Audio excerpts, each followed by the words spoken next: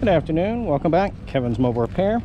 2016 Cadillac CTS doing front quick strut assemblies. So here is the old one. I'll show you on this to make it a little bit easier. 2 bolts go through here. Going to have a 24mm nut you're going to take off for each side, and then you can hammer out the bolts and this piece will come out.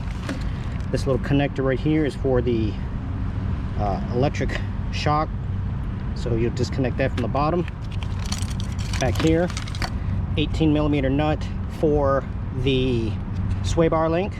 Take it off, push it out. You can also jack it up from the bottom to get this to line up, and then it'll just fall right out instead of having a hammer on it and you can damage the threads. Up top, you're gonna have 3, mine were 13mm nuts, but I've seen 15s before. All right, so this is the only thing you have to worry about when you go back with the new one. This top piece rotates.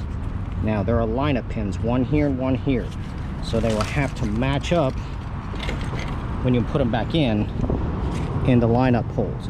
That's the only really fun part. Just make sure that that part gets lined up, put it in there, and then you can put on these 313s and stuff to hold it up top.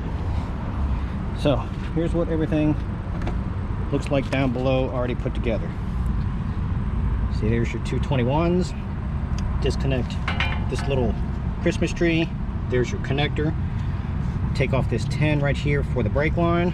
Now I took off the speed sensor, 10mm bolt right here, and it wiggles right out, so that way, and pop it off from this little Christmas tree right here, so that way when this thing rotates and comes down, this doesn't get pulled on and pull it out. It'll come down and out of the way. Pretty simple. There's really not much to it. Put it on a jack stand. Do have a jack, so when you put it up under the bottom, so as you raise it back up, then you can get to that 18mm nut in order to get the sway bar link on and off real easy. If it does not decide to go back on and it starts spinning in on itself, you can use a Torx or an Allen. This is a T40. This thing, what you'll do is, instead of doing righty-tighty, lefty-loosey, it's going to be the exact opposite. So you put a 18mm wrench, hold it on the nut, and then turn it to the left, and it will tighten it up right here while the wrench is holding it, and the Torx bit right there zips it on.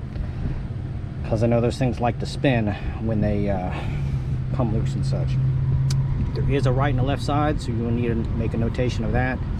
I've already got the right side finished up. Also, the factory has this big Allen chuck that sits down in there for the top half of the strut, but these do not have this because it does not go down far enough. I think this is a probably some sort of bump stop, so that way it stops the travel. But that is it. We're going back on. We're going to clear some codes. This had a code for, I believe it was the rear, and if you saw the video for it, this is why. See how it was leaking right there?